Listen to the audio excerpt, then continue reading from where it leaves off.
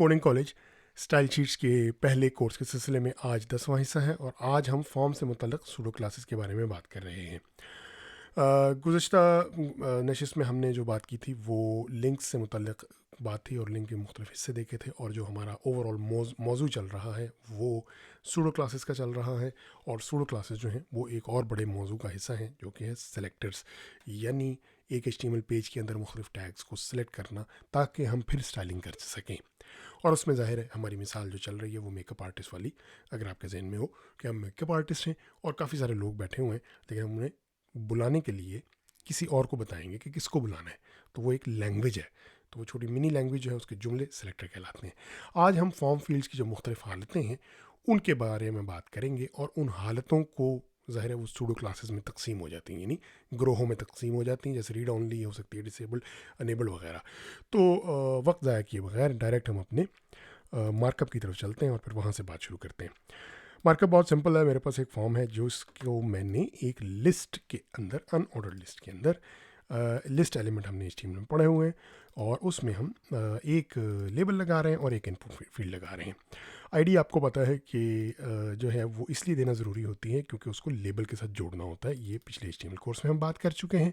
और नेम जो है वो इसलिए देना होता है कि जो है वो जब हम फॉर्म सबमिट करते हैं तो ये सर्वर को रिसीव होते हैं। तो ये नेम और आईडीज़ हर एक की दी हुई हैं, और इनमें जो कुछ बातें अहम हैं वो ये हैं कि ये कुछ जो हैं, यहाँ पर एक टाइपो है, इसको मैं अनेबल्ड कर देता हूँ।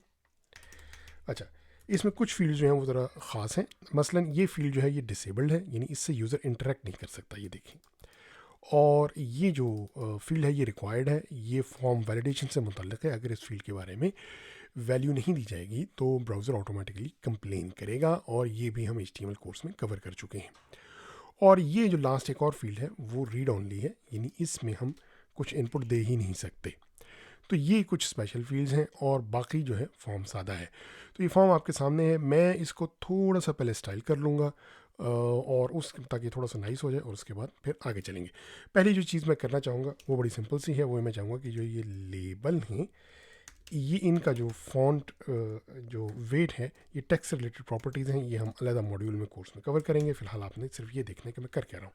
इसको थोड़ा सा मैंने बोल्ड कर लिया। दूसरा जो है ना, मैं ये इनका ये जो फील्ड्स हैं इनके दरमियान कुछ गैप डालना चाह रहा हूँ। तो उसके लिए मैं ये कर लेता हूँ कि ये जो हमारे लिस्ट एलिमेंट है ना, हर एक तो एक लिस्ट एलिमेंट में रखा हुआ है मैंने, तो इसको मैं ये कह देता हूँ कि जो लिस्ट एलिमेंट है उसका जो मार्जिन बॉटम है वो नीचे वाली साइड पे, इधर इनके हर एक के नीचे 5-5 पिक्सल का फासला दे दो, तो ये थोड़ा गैप आ गया है। ये इसमें भी बॉक्स मॉडल के ऊपर जो अगला कोर्स है, सेकंड कोर्स, उसमें ये कवर करेंगे, तो इसमें ज़्यादा जो है वो घबराने की ज़रूरत नहीं है।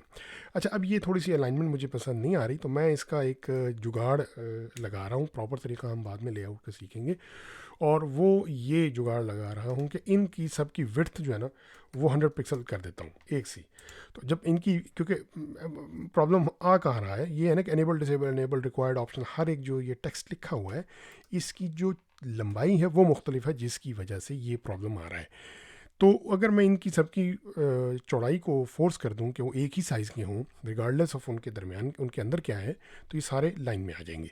लेकिन प्रॉब्लम ये है कि ये यहाँ नहीं आ रहे लाइन में, डिस्पाइट के मैंने कहा है कि 100 पिक्सल हो जाए। तो उसकी वजह क्या होती है, वो डिस्प्ले ये इन लाइन है। इन लाइन और ब्लॉक एलिमेंट के बारे में हम बात कर चुके हैं HTML कोर्स में। ब्लॉक लेवल एलिमेंट पूरी जगह ब्राउज़र की एंड तक घेर लेते हैं, किसी और को साथ नहीं आने देते, और ऊपर ऊपर नीचे आते चले जाते हैं। जबकि जो इनलाइन एलिमेंट्स हैं वो एक दूसरे के साथ जो है वो लगते चले जाते हैं और सिर्फ उतनी जगह लेते हैं जितनी उनको चाहिए होती है। तो वो हम चेंज भी कर सकते हैं, और इस पर आपने फोकस नहीं करना। ये भी दूसरे कोर्स में जहाँ डिस्प्ले के बारे में हम बात करेंगे, बॉक्स मॉडल वगैरह, वहाँ डिस्कस हो जाएगी। लेकिन इसका इम्पैक्ट ये है कि ये थोड़ा सा बेहतर हो जाएगा। इसको मैं लेट्स से 85 पिक्सल करके देख लेता हूँ, ठीक है। तो ये हमारा हो गया। अब हम सूडो क्लासेस के ऊपर फोकस करेंगे, और यहाँ पर हम सूडो क्लासेस लिखेंगे और देखेंगे उसका इफेक्ट क्या होता है। अनेबल्ड की हम सूडो क्लास लिख लेते हैं, और बॉर्डर 1px सॉलिड रेड कर देते हैं, ठीक है।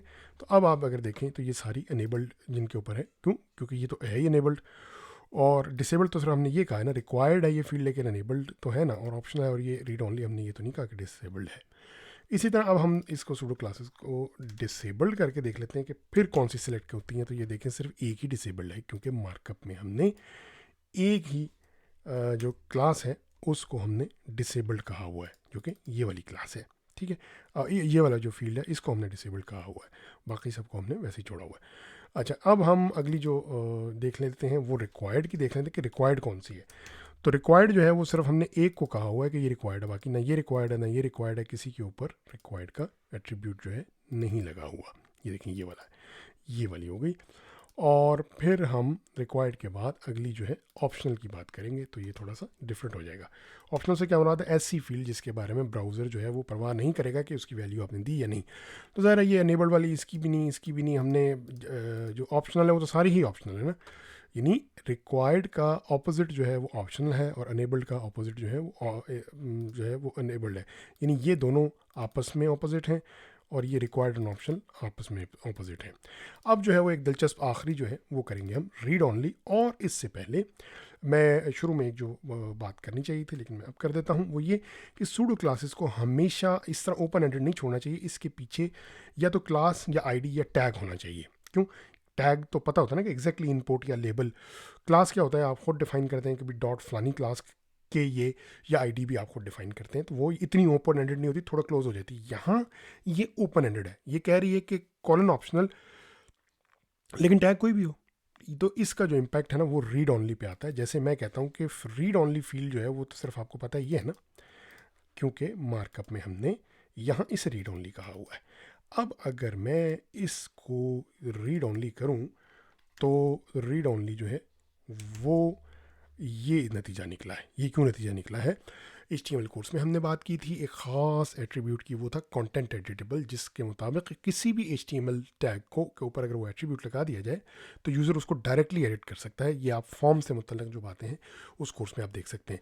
अब ये तो सब पे ही कंटेंट एडिटेबल जो है नहीं लगा हुआ मार्कअप में, तो इसका क्या मतलब हुआ, वो रीड ऑनली हुए ना। तो उसको मिटाने के लिए ये ऊपर से आपको चलना पड़ेगा। ये HTML जो टैग है ये भी कंटेंट एडिटेबल है, बॉडी भी है, ये है। तो मैं अपना पॉइंट प्रूव करने के लिए मैं अगर इसको कंटेंट एडिटेबल का लगा दूं तो आप एक बॉर्डर उड़ता हुआ देखेंगे। इसी तरह आपको ऊपर फॉर्म पे लगाना पड़ेगा, ऊपर बॉडी पे लगाना पड़ेगा, ऊपर फिर HTML पे लगाना पड़ेगा, तो फिर जाकर ये बॉर्डर रिमूव होंगे। लेकिन आप उस काम में पड़े ही क्यों, अगर आप प्रिसाइजली ये कहें, जो इसका बेहतर तरीका है कि या टैग, क्लास या आईडी, तो मैं ये कहता हूँ कि नहीं, मैं तो टैग की बात कर रहा हूँ ना, कि वो टैग जो रीड ऑनली हो तो ऑटोमेटिकली ये सारे हो गए। अब कौन से सिलेक्ट हुए, ये तो रीड ऑनली हमने खुद कहा है ना, और ये डिसेबल्ड जो है ये इस वजह से डिसेबल्ड है क्योंकि ये हम ज़ाहिर इसमें भी कुछ एंटर नहीं कर सकते, तो ये रीड ऑनली हो गया। तो ये जो है हमारे 5 हालतें या सूडो क्लासेस जो हैं वो यहाँ पर कवर हो जाती हैं। इसके बाद हम थोड़ा सा टाइम जो है वो फोकस के ऊपर देंगे, और उसमें फोकस में देने से पहले ये वाली चीज़ें मैं उड़ा देता हूँ और फोकस के बारे में बात करते हैं। अच्छा, फोकस के अंदर इस तरह से है कि फोकस क्या होता है कि जब किसी फील्ड के ऊपर आपका फोकस होता है ना, ये देखिए थोड़ी सी ब्लू हो गई है, तो ये जिसमें आप इनपुट कर सकते हैं वो फोकस जो है ना वो कहलाती है। तो उसमें हम ये कर सकते हैं कि हम उसका कलर जो है जो फॉर एग्जांपल चेंज कर सकते हैं। तो मैं आपको पहले तो फोकस सादा दिखाता हूँ कि जिसका फोकस हो, इनपुट फोकस, ठीक है। तो बैकग्राउंड कलर जो है वो फ़र्ज़ करें कि फ़िलहाल मैं लाइम कर देता हूँ, ठीक है। अब जब मैं यहाँ पर आता हूँ तो ये देखें जिस पे फोकस आता है वो ग्रीन हो जाता है। डिसेबल्ड पे मैं फोकस कर ही नहीं सकता, तो ये फोकस है। तो दूसरी जो है ना वो एक इंटरेस्टिंग क्लास है, वो है सूडो क्लास है, वो है फोकस विद इन। उससे क्या मुराद है कि फोकस यानी ये इनपुट बॉक्स के ऊपर फोकस है ना मेरा, लेकिन ये किसके अंदर है, ये एक LI एलिमेंट के अंदर है। वो LI एलिमेंट किसके अंदर है, वो UL के अंदर है। वो UL किसके अंदर है, बॉडी के अंदर है। तो अगर आप फोकस विद इन देंगे तो उससे मुराद होगा कि ये LI, ये UL, ये वगैरह, ये सारे, ठीक है। ये ज़रा वाज़े इस तरह होगा कि अगर मैं इसको open ended focus with in कर दूं और इनपुट को इधर से ऐसे यूं कर दूं, तो जैसे ही मैं इस पर फोकस करता हूँ ये सारा ग्रीन हो जाता है। सारा क्यों ग्रीन हो जाता है, क्योंकि ये अगर हम इसको बॉर्डर कर दें तो ये ज़्यादा वाज़ेह होगा कि ये क्यों सारा ग्रीन हुआ है। Border 1px solid green. अब अगर हम फोकस करें तो आप देखें बॉर्डर देख रहे हैं, क्योंकि वो ऊपर हर चीज़ की, ये एल आई के ऊपर बॉर्डर है, उसके ऊपर यूएल के ऊपर बॉर्डर है, उसके ऊपर फॉर्म के ऊपर बॉर्डर है, उसके ऊपर बॉडी, इस तरह से ये फोकस के सारे बॉर्डर जो हैं वो नज़र आ रहे हैं। तो हम जो है वो ये चाह नहीं रहे, और उसके लिए हम इसको अगर रॉ तक कंटेन करना चाहें तो हम कहेंगे कि नहीं, वो जिसके ऊपर हो, तो ये अब ये रॉ पूरी हो रही है। लेकिन अगर हम इसको, मैं जो है ना बैकग्राउंड कलर से दोबारा चेंज कर देता हूँ, क्योंकि बैकग्राउंड कलर जो है फॉर एग्जांपल गोल्ड कर देते हैं, ठीक है। तो ये आ गया, ये इसके पूरी जो है ना वो एल आई का जो एलिमेंट है वो पूरा वो हो जाता है येलो। लेकिन अगर मैं ये चाहूँ कि ये नहीं, ये पूरा ना हो, सिर्फ ये लेबल हो, तो फिर मैं इसको क्या कहूँगा कि ये जो एल आई है इसके अंदर जो इमीडिएट चाइल्ड है वो लेबल, ये अगर आपको पीछे कॉम्बिनेटर से याद हो, तो फिर क्या होगा कि ये सिर्फ इसके लेबल के ऊपर ये चलेगा। तो ये सारा खुलासा था सूडो क्लासेस का, जिसमें हमने देखा कि focus with in, enable, disable, required, optional, read only वगैरह। और भी सूडो क्लासेस हैं जो हम अगले सेशन में कवर करेंगे फॉर्म से रिलेटेड, और उसके बाद फिर मज़ीद ट्री का जो है रिलेटेड फॉर्म सूडो क्लासेस जो हैं वो शुरू हो जाएंगी। तो आज इसकी आप अच्छे से प्रैक्टिस करें, और अगर कोई क्वेश्चन हो तो आप कमेंट्स में पूछ सकते हैं। तो इसके साथ ही आपके वक्त और तवज्जो का बहुत बहुत शुक्रिया।